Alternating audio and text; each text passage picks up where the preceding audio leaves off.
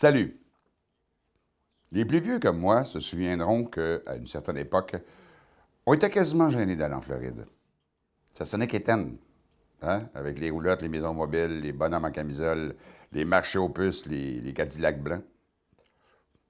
Le film La Florida l'avait bien représenté, Elvis Gratton également. On avait un petit sourire en coin quand on parlait des snowbirds, ces retraités qui allaient passer l'hiver sur la Collins à Miami. Mais la donne a changé.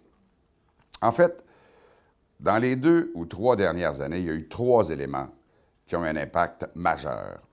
3 éléments qui vont faire en sorte que la Floride va devenir une 11e province canadienne. Riez pas. D'abord, il faut dire que nous, les Québécois, c'est pas nous qui avons la mainmise canadienne sur la Floride. Ce sont les Ontariens, presque 3 fois plus que nous autres. Alors, je reviens à mes 3 phénomènes. Le premier, c'est la récession, qui a frappé beaucoup plus fort aux États-Unis que chez nous. Résultat, beaucoup d'Américains n'ont plus les moyens d'avoir une maison ou un condo en Floride. Ils vendent. Ils vendent à rabais, des méchants rabais, et ça presse en plus. Alors les Canadiens sautent sur l'occasion et achètent. Deuxième phénomène économique important, c'est la valeur de notre dollar canadien qui est maintenant au pair avec le dollar américain. Il n'y a pas si longtemps, il fallait sortir 160 pièces pour avoir 100 pièces américains. Mais c'est égal maintenant. Troisième facteur très important, les baby boomers. Ceux qui sont nés en très grand nombre tout de suite après la guerre 39-45. Si vous faites le calcul, ils ont 60 ans quelques pouces et ils arrivent tous à la retraite. Et ce, parmi des occasions inespérées. En 2010, les Canadiens ont acheté plus de 2 milliards de dollars de propriétés résidentielles en Floride.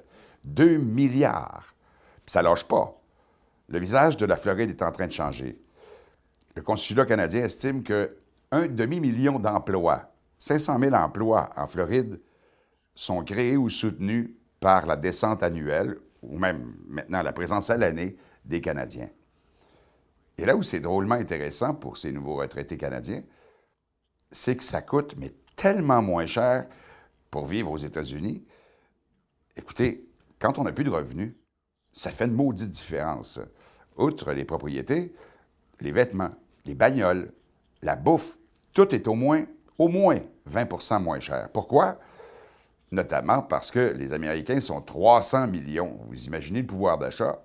Nous, on profite de leur pouvoir d'achat. Puis en plus, la taxe de vente à Miami est à 7 6 à Fort Lauderdale.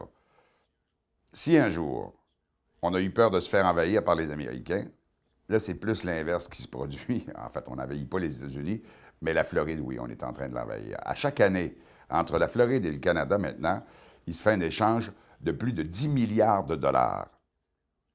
Y a-t-il un danger en arrière de tout ça? Peut-être. C'est aux économistes à le dire, mais ils ne sont pas toujours très précis, les économistes. Est-ce dangereux que nos retraités prennent leur argent ici pour aller le dépenser aux États-Unis? Nos banques, les banques d'ici, qui se sont installées en Floride, n'ont jamais vu leurs chiffres monter aussi vite. La Banque nationale, la TD, Desjardins là-bas qui s'appelle Desjardins Bank, qui a 3 succursales, ils ouvrent de nouveaux comptes tous les jours comme ils n'en ont jamais ouvert.